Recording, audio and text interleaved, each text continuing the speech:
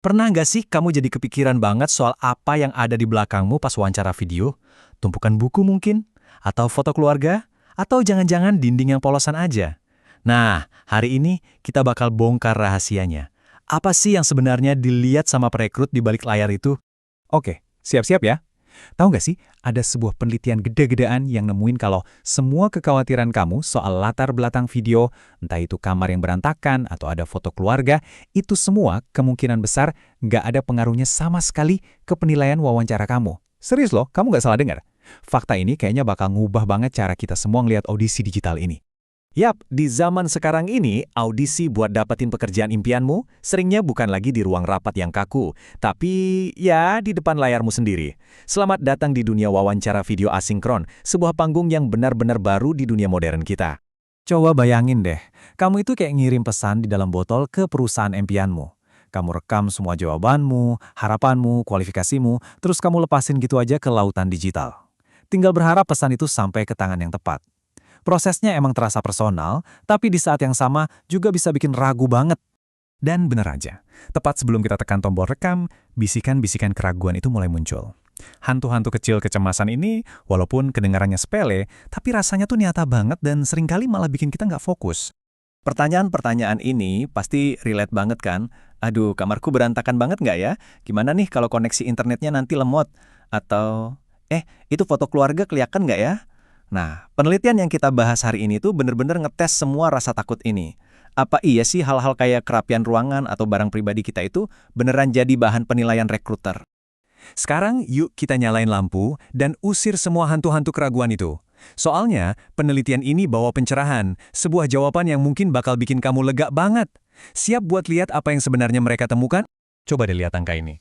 Kurang dari 2%. Jadi, dalam wawancara yang benar-benar penting, ternyata sedikit banget pelamar yang latar belakangnya nunjukin hal-hal yang personal. Artinya apa? Secara naluri ya, kita semua, termasuk kamu, itu udah tahu kok caranya jaga latar belakang biar tetap profesional. Kekhawatiran kita seringnya emang berlebihan aja. Para penelitinya sendiri menyimpulkannya dengan sangat lugas. Latar belakang yang menunjukkan status pribadi itu jarang banget ditemuin. Dan yang paling penting, nggak ada hubungannya sama hasil evaluasi. Intinya apa? Perekrut ternyata nggak peduli-peduli amat sama isi rak bukumu. Mereka nyari sesuatu yang lain. Jadi ayo kita patahkan mitos-mitos ini satu persatu. Kamar yang agak berantakan, ternyata nggak signifikan. Ada foto keluarga, nggak ngaruh.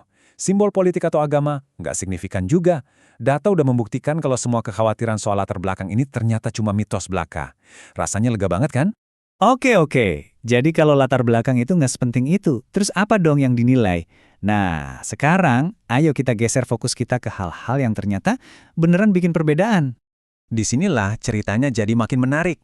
Waktu cuma latihan, hampir semua orang pakai baju santai, dan itu nggak masalah sama sekali. Tapi, begitu masuk ke wawancara yang beneran, mayoritas milih pakai baju bisnis, dan ternyata itu berpengaruh ke skor mereka. Ini jadi pengingat yang kuat banget, konteks itu segalanya.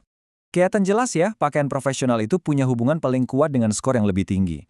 Terus diikuti sama kualitas teknis audio dan video. Dan ya, sayangnya penelitian ini juga nemuin kalau daya tarik fisik masih punya peran, meskipun kecil. Sebuah pengingat yang jujur kalau bias manusia itu memang ada.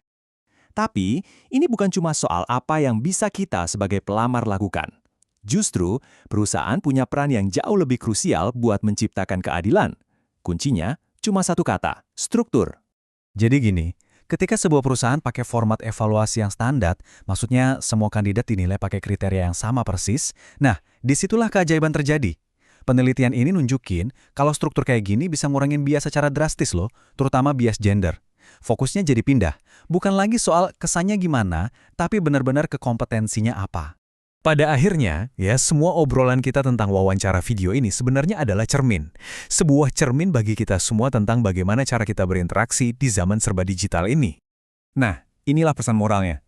Menciptakan proses yang adil itu bukan cuma tanggung jawabmu yang lagi cemas soal latar belakang video. Keadilan itu adalah sebuah jalan yang kita bangun bareng-bareng. Ini adalah tarian antara persiapan terbaik dari dirimu dan sistem dari perusahaan yang dirancang untuk melihat manusianya, bukan sekedar apa yang kelihatan di layar. Jadi saya mau ninggalin kamu dengan satu pertanyaan untuk direnungkan. Ketika layar makin sering jadi perantara kita ngobrol, gimana caranya kita bisa mastiin kalau rasa kemanusiaan, empati, dan keadilan itu nggak ikut hilang di baliknya? Ini bukan lagi pertanyaan soal wawancara kerja aja, tapi soal gimana kita mau ngejalanin hidup di dunia digital ini.